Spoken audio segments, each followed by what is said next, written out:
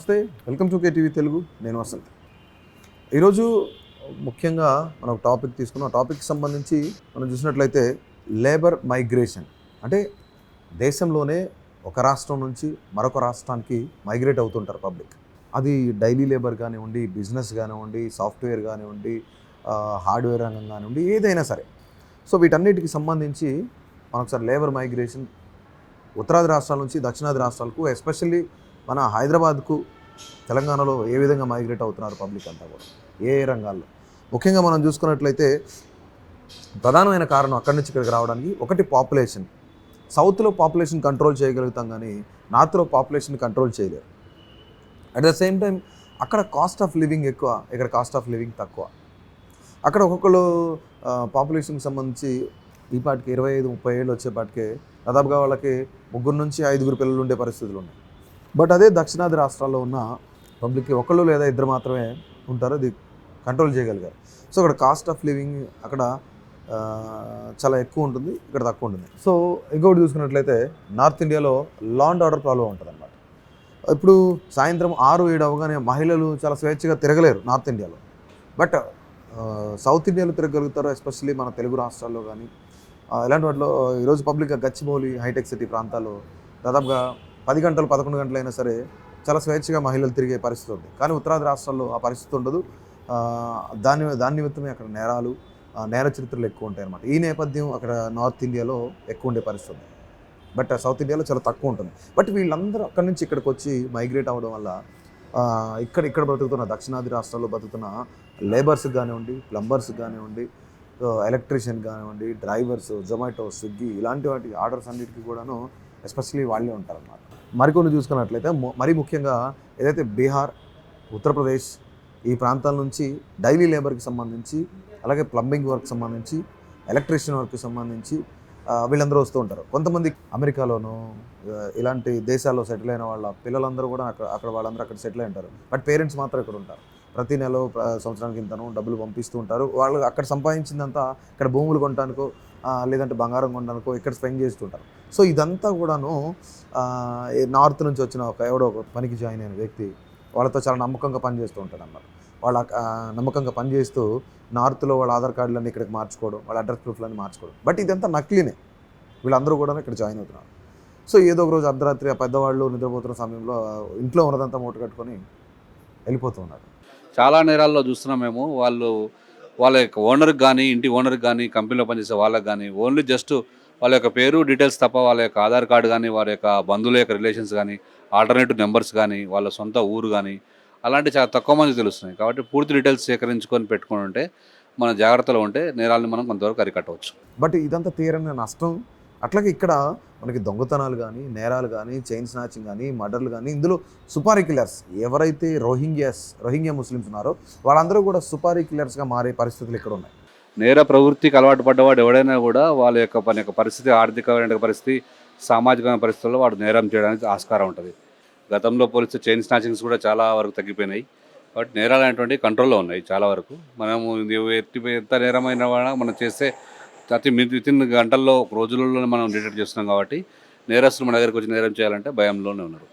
అంటే దాదాపుగా north India నుంచి వచ్చిన వాళ్ళ వల్ల కొన్ని నేర చరిత్రలు పెరుగుతున్నాయి.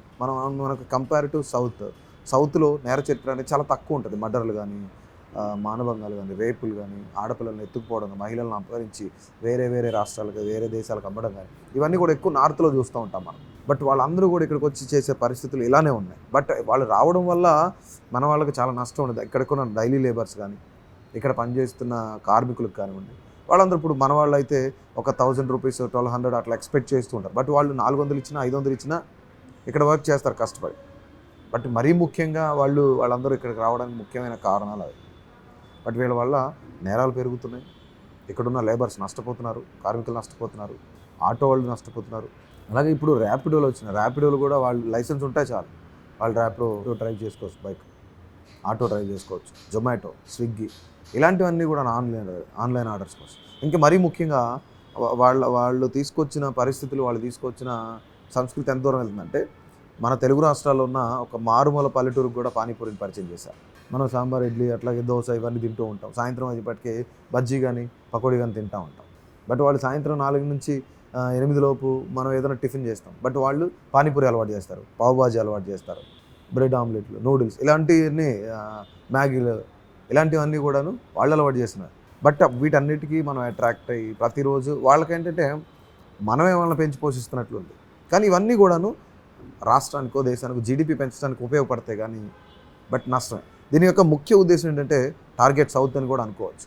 బట్ అక్కడ నుంచి ఇప్పుడు పంజాబ్, రాజస్థాన్, గుజరాత్ ఈ ఏరియా నుంచి వచ్చిన మార్వాడీస్ అందరూ కూడాను ఇక్కడ చిన్న చిన్న వ్యాపారస్తులుగా, ఇప్పుడు ఫర్ సపోజ్ మన హైదరాబాద్లోనే బేగం బజార్ ఉంది. ఆ బేగం బజార్కి సంబంధించి అక్కడున్న బెంటెక్ షాపులు అన్నీ కూడా వాళ్ళవే, మార్వాడీస్. దాదాపుగా ఇప్పుడు సాఫ్ట్వేర్ ఇండస్ట్రీకి సంబంధించి పూణే, మహారాష్ట్రలో పూణే, బెంగళూరు ఇలాంటి వాటి అన్నిటికన్నా కూడా హైదరాబాద్లో కాస్ట్ ఆఫ్ లివింగ్ తక్కువ కాబట్టి ఇక్కడికి ట్రాన్స్ఫర్ చేయించుకుంటారు. సాఫ్ట్వేర్ అందరూ కూడా ఇక్కడికి వస్తారు. వాళ్ళు హైదరాబాద్లో ఎట్లయినా ఉండొచ్చు, ఫ్రీడమ్ ఎక్కువ, ఫ్రెండ్లీ పోలీస్ ఇక్కడ. బట్ మిగతా రాష్ట్రాలతో పోల్చుకుంటే మన తెలుగు రాష్ట్రాల్లోనూ దక్షిణ భారతదేశంలోనూ ఫ్రెండ్లీ పోలీస్ నేచర్ ఉంటుంది. బట్ మిగతా రాష్ట్రాలు అలా ఉండదు, లా అండ్ ఆర్డర్ ప్రాబ్లం ఉంటుంది. బట్ వీటన్నిటికి సంబంధించి దాదాపుగా వ్యాపారస్తులు కూడా ఇక్కడికి రావడం జరుగుతుంది. అంటే దిగువ మధ్యతరగతి వాళ్ళు ఉన్నారు, ఎవరైతే మధ్యతరగతి వాళ్ళు ఉన్నారో వాళ్ళందరూ కూడాను అంటే ఉన్నత మధ్యతరగతి వాళ్ళు.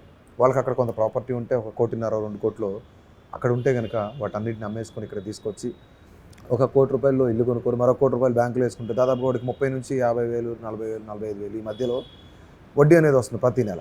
వాడు దానికి ఏం చేస్తాడు, ఒక ఇల్లు కొనుక్కొని ఆరామ్సే మార్నింగ్ వాక్ వెళ్ళడం సరదాగా, ఆ 30,000తో 40,000తో నెలంతా గడిచిపోతాం. ఇదొక రకం అయితే, మరొక రకం ఏంటంటే ఈ 2 కోట్లు తీసుకొని వచ్చి ఒక 50 లక్షలు, 70 లక్షలు, 1 కోటి రూపాయల లోపు ఇల్లు కొనుక్కొని మరొక 1 కోటి రూపాయలతో ఇప్పుడు మనం అనుకున్న బేగం బజార్ బెంటెక్ షాపులు కానీ, ఇలాంటి టీ స్టాల్స్ కానీ, ఇలాంటి షాప్స్ అన్నీ కూడా మార్వాడి షాపులు అన్నీ కూడాను వాళ్ళే పెట్టుకుంటున్నారు. ఇక్కడ వాళ్ళే బిజినెస్లు చేసుకుంటారు.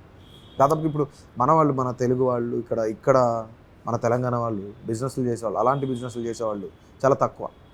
బట్ ఇతర రాష్ట్రాల నుంచి వచ్చిన మహారాష్ట్ర వాళ్ళు, పంజాబ్ వాళ్ళు, గుజరాత్, రాజస్థాన్ వాళ్ళే చాలా ఎక్కువగా ఉంటారు. వీళ్ళందరూ టార్గెట్ ఏంటి, టార్గెట్ సౌత్, మన దక్షిణ భారతదేశాన్ని టార్గెట్ చేయడం వాళ్ళ యొక్క ముఖ్య ఉద్దేశం. ఏది ఏమైనా సరే ఇంకోటి, ఉన్నత స్థానంలో ట్యాక్స్ పే చేస్తాం మనం, ఉన్నత స్థానంలో బ్రతుకుతాం.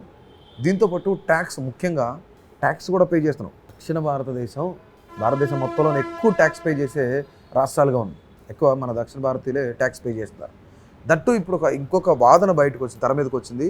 అది మరీ ముఖ్యంగా దక్షిణ భారతదేశం అంతా కలిపి ఒక దేశంగా ఏర్పడాలి అనే టాక్ కూడా నడుస్తుంది. సో దానివల్ల నార్త్ ఇండియన్స్ అందరూ కూడాను సౌత్ని టార్గెట్ చేశారు, ఇక్కడ సెటిల్ అయిపోవాలని చూస్తున్నారు. సో ఏది ఏమైనా సరే ఇది తీవ్ర నష్టాన్ని చేకూర్చే పరిస్థితికి దారి తీస్తుంది. దక్షిణ భారతదేశం మీద ఒక టార్గెట్ అయితే చేశారని కూడా తెలుసుకోవచ్చు. సో ఇలాంటి మరిన్ని ఇంట్రెస్టింగ్ అప్డేట్స్ కోసం మా కేటీవీ తెలుగును సబ్స్క్రైబ్ చేయండి, అలాగే ఫాలో చేయండి. Thank you. Please subscribe to